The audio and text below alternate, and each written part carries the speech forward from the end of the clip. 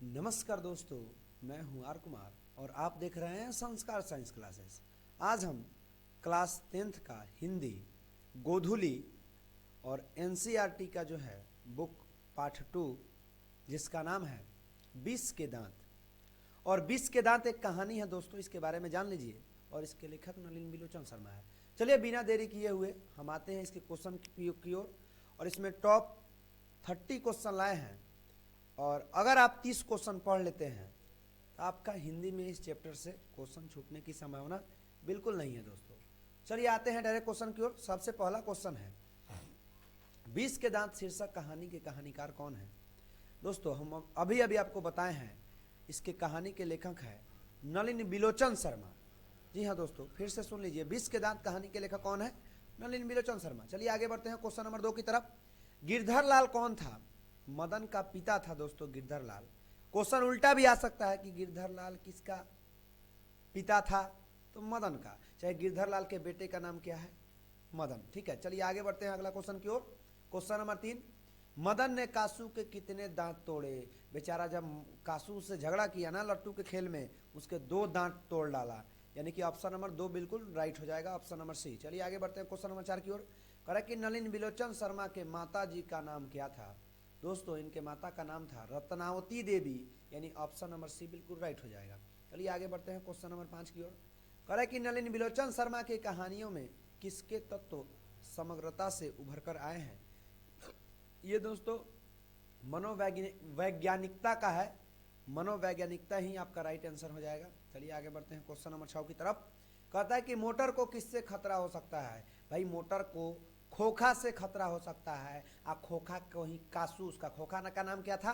कासू, यानी option number बिल्कुल सी right हो जाएगा। चलिए आगे बढ़ते हैं। कह रहा है कि खोखा, खोखा खोखी किस भाषा का शब्द है? दोस्तों ये बांग्ला भाषा का शब्द है, ऑप्शन नंबर बिल्कुल सी राइट हो जाएगा। चलिए आगे बढ़ते हैं क्वेश्चन नंबर 8 की ओर। कहता है कि ऐसे ही लड़के आगे चल के गुंडे चोर डाकू बनते हैं। यह पंक्ति कहानी के किस पात्र ने कही है? मतलब कौन बोला है? इस सेन साहब ने बोला है दोस्तों, यानी ऑप्शन नंबर बिल्कुल सी राइट हो जाएगा। चलिए आगे बढ़ते हैं क्वेश्चन नंबर 9 की तरफ। ये कहता है खोखा खोखी का अर्थ क्या होता है? बच्चा बच्ची होता है दोस्तों, या लड़का लड़की भी होगा, वो भी आपका राइट आंसर हो जाएगा। चलिए आगे बढ़ते हैं क्वेश्चन नंबर 10 की तरफ। खोखा का क्या नाम था? हमने अभी अभी बताया भाई कासू का ही नाम खोखा था, यानी कासू बिल्कुल राइट आंसर हो जाएगा। आगे बढ़ते हैं। 20 के दांत कैसी कहानी है? दोस्तों 20 की दांत जो है ना मनोवैज्ञानिक कहानी है। चलिए आगे बढ़ते हैं क्वेश्चन नंबर 12 की तरफ। कहता है कि सेन साहब अपने पुत्र को बनाना चाहते थे, मतलब क्या बनाना चाहते थे? वो अपने पुत्र को बिजनेसमैन इंजीनियर बनाना चाहते थे। आगे बढ़ते हैं क्वेश्चन नंबर 13 की तरफ। कहता है कि मदन अक्सर किसके हाथों से पीटता था? अपने पिता के हाथों से पीटता था दोस्तों, और उसके पिता का नाम था गिरधर लाल। अगर नहीं रहेगा पिता तो गिरधर लाल पे बिल्कुल राइट आंसर मार दीजिएगा दोस्तों। चलिए आगे बढ़ते हैं क्वेश्चन नंबर 14 की तरफ। कहता है कि नलिन बिलोचन शर्मा के पिता का नाम क्या था? तो दोस्तों नलिन बिलोचन शर्मा यानी इस कहानी के जो लेखक हैं, उनके पिता का नाम था पंडित रामावतार शर्मा। क्या नाम था दोस्तों? पंडित रामावतार शर्मा। चलिए आगे बढ़ते हैं क्वेश्चन नंबर 15 की तरफ। कहता है कि सेन साहब ने खूब फटकार लगाई, मतलब डांट किसको बोले सेन साहब? भाई गिरधर लाल को बोले। क्यों बोले? तो उनका जो लड़का जो है ना, उनके लड़कवा को कस के टोन दिया था, 2-4 गो दांतों तोड़ दिया था, जिसके चलते, और गिरधर लाल उनके यहाँ नौकरी करते थे सेन साहब के यहाँ, इसीलिए सेन साहब ने गिरधर लाल को जबरदस्त डांट लगाई। चलिए आगे बढ़ते हैं क्वेश्चन नंबर 16 की तरफ। 20 के दांत कहानी किस वर्ग के अंतर्विधियों को उजागर करती है? दोस्तों मध्यम वर्ग के, यानी ऑप्शन नंबर बिल्कुल सी राइट हो जाएगा। चलिए क्वेश्चन नंबर 17 की तरफ बढ़ते हैं। कासू मदन के साथ किस खेल में शरीफ होना चाहता था? दोस्तों यहाँ पे शामिल होना चाहिए, लग गया, चलिए कोई बात नहीं, यहाँ पे हो जाएगा ऑप्शन नंबर डी बिल्कुल राइट, यानी कि लट्टू के खेल में लट्टू नचाने के लिए बेचारा शामिल होना चाहता था। चलिए आगे बढ़ते हैं क्वेश्चन नंबर 18 की ओर। सेन साहब किसके व्यंग से ऐंठ रह गए? भाई पत्रकार महोदय के व्यंग से ऐंठ कर रह गए। चलिए आगे बढ़ते हैं क्वेश्चन नंबर 19 की ओर कहता है कि मदन की उम्र क्या थी। भाई मदन कितना साल का था, तो 5-6 साल का था दोस्तों। बिल्कुल राइट ऑप्शन ए हो जाएगा। आगे बढ़ते हैं क्वेश्चन नंबर 20 की तरफ। कहता है कि मदन किसका पुत्र था दोस्तों, मदन गिरधर लाल का पुत्र था, यानी ऑप्शन नंबर बी बिल्कुल राइट आंसर हो जाएगा। आगे बढ़ते हैं नलिनी बिलोचन शर्मा पटना विश्वविद्यालय के हिंदी विभाग के अध्यक्ष कब बने दोस्तों, ये बने थे 1959 ईस्वी में बने थे दोस्तों, इसलिए ऑप्शन नंबर बिल्कुल राइट डी हो जाएगा। आगे बढ़ते हैं क्वेश्चन नंबर 22 की तरफ। कहता है कि नलिनी बिलोचन शर्मा का जन्म कब हुआ था दोस्तों, 18 फरवरी 1916 ईस्वी में इनका जन्म हुआ था। चलिए आगे बढ़ते हैं क्वेश्चन नंबर 23 की ओर। कहता है कि नलिनी बिलोचन शर्मा की मृत्यु कब हुई थी दोस्तों, नलिनी बिलोचन शर्मा की मृत्यु जो है 12 सितंबर 1961 ईस्वी में हुई थी। बिल्कुल राइट ऑप्शन नंबर ए सही हो जाएगा।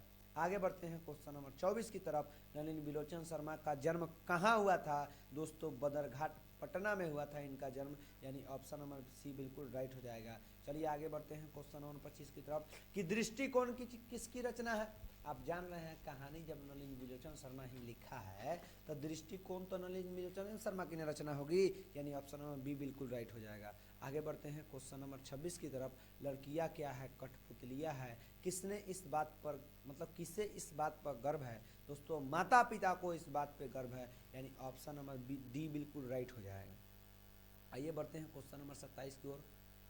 कौ की जमात में शामिल होने के लिए कौन ललक गया दोस्तों, हंस ललक गया, यानी ऑप्शन नंबर बी बिल्कुल राइट हो जाएगा। आगे बढ़ते हैं क्वेश्चन नंबर 30 की तरफ, जो कि कहता है कि किसके अनुसार सेनों ने सिद्धांतों को भी बदल दिया।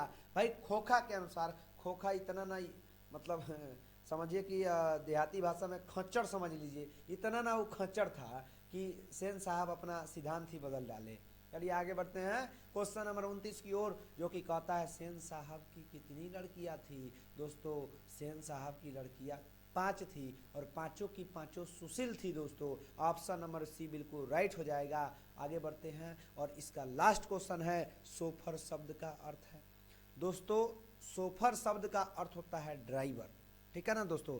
चलिए इसका ये तो हम पढ़ा दिए, इसके पहला जो चैप्टर है ना उसका लिंक आपको इसके डिस्क्रिप्शन में मिल जाएगा, आप वहां से जा करके इसको आसानी से देख सकते हैं दोस्तों।